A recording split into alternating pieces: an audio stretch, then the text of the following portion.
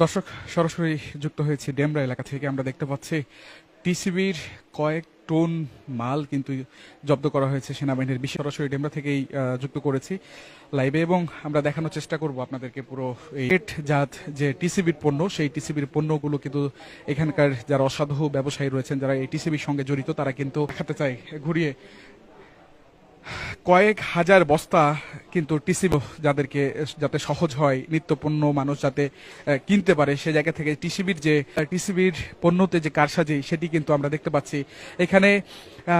কয়েক শুধু আটা না, এখানে টিসিবিতে যে পণ্যগুলো দেয়া হয় সবগুলো কিন্তু এখানে মজুদ করা হয়েছে। দুইজনকে কিন্তু আটক করেছে সেনাবাহিনী যারা এটার সাথে জড়িত। আমরা যদি আপনাদের দেখানোর চেষ্টা করি,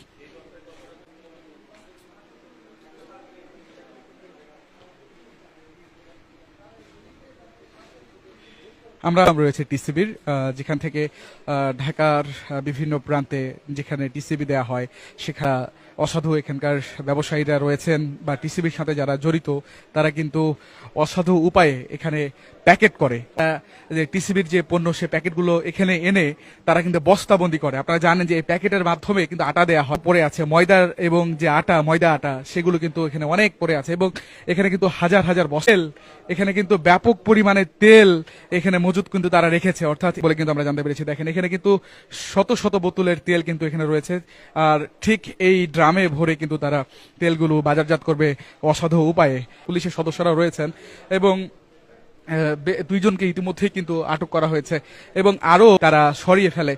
আমরা যদি আপনাদের দেখানোর চেষ্টা করি, দর্শক, আরো একটি গোডাউন আপনাদেরকে দেখাতে চাই।